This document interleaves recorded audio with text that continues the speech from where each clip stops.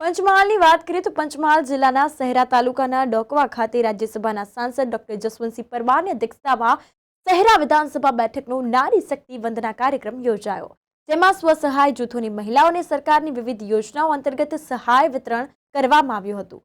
તો આજરોજ સમગ્ર રાજ્યમાં વડાપ્રધાન નરેન્દ્ર મોદીની વર્ચ્યુઅલ ઉપસ્થિતિ તેમજ મુખ્યમંત્રી ભૂપેન્દ્ર પટેલની પ્રેરક ઉપસ્થિતિમાં વિકસિત ભારત વિકસિત ગુજરાત અંતર્ગત નારી શક્તિ વંદના કાર્યક્રમ યોજાયો હતો। ત્યારે પંચમહાલ જિલ્લાના શહેરા તાલુકાના ડોકવા ખાતે રાજ્યસભાના સાંસદ ડોક્ટર જસવંતસિંહ પરમારની અધ્યક્ષતામાં તેમજ પંચમહાલ લોકસભાના ભાજપના ઉમેદવાર રાજ્યપાલ જાદવની ખાસ ઉપસ્થિતિમાં શહેરા વિધાનસભા બેઠકનો નારી શક્તિ વંદના કાર્યક્રમ યોજાયો હતો, જેમાં ઉપસ્થિત મહિલાઓને રાષ્ટ્રીય ગ્રામીણ આજીવિકા મિશન તેમજ રાષ્ટ્રીય શહેરી આજીવિકા મિશન અંતર્ગત revolving fund, community investment fund અંતર્ગત સ્ટાર્ટઅપ ફંડ અને આરસીટી મારફતે તાલીમ મેળવેલ લાભાર્થીઓને સર્ટિફિકેટ વિતરણ કરાયું।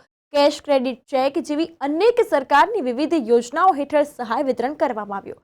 આ કાર્યક્રમમાં વડાપ્રધાન નરેન્દ્ર મોદીએ સ્વસહાય જૂથોની મહિલાઓ સાથે વર્ચ્યુઅલ સંવાદ સાધ્યો, જેનું લાઈવ પ્રસારણ ઉપસ્થિત મહાનુભાવો સહિત સૌ મહિલાઓએ નિહાળ્યું હતું।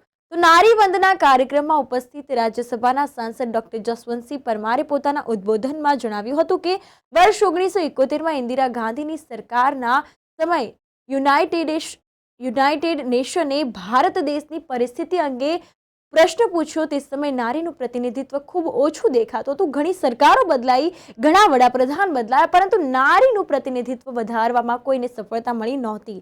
જોકે હાલ વડાપ્રધાન નરેન્દ્ર મોદીની સરકારે નારીનું પ્રતિનિધિત્વ વધારવા પ્રયત્નો આદર્યા અને રાજ્યસભા લોકસભામાં બિલ પસાર કર્યું અને તે બિલ પાસ થાય તે બાદ લોકસભા અને વિધાનસભામાં મહિલાઓને 33% રિઝર્વેશન મળ્યું છે। આ કાર્યક્રમમાં જિલ્લા વિકાસ અધિકારી, શહેરા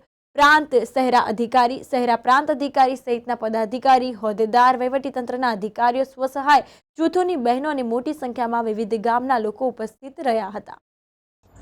આજરોજ ડોકવા મુકામે નારી વંદના પ્રોગ્રામ જે આયોજિત કરવામાં આવ્યો હતો તે અંતર્ગત મોદી સાહેબની વર્ચ્યુઅલ હાજરીની અંદર મોટી સંખ્યામાં માતાઓ અને બહેનો હાજર રહ્યા અને આ ક્ષેત્રની અંદર ખૂબ જ આગળ પડતું કાર્ય કરનારા સેલ્ફ હેલ્પ ગ્રુપના અસંખ્ય બહેનોને મારા હસ્તેથી, મારા સાથી મિત્રોના હસ્તેથી જે એવોર્ડ એનાયત કરવામાં આવ્યા તે એક ખૂબ જ ધન્યતા અનુભવું છું એ પ્રસંગને લઈને।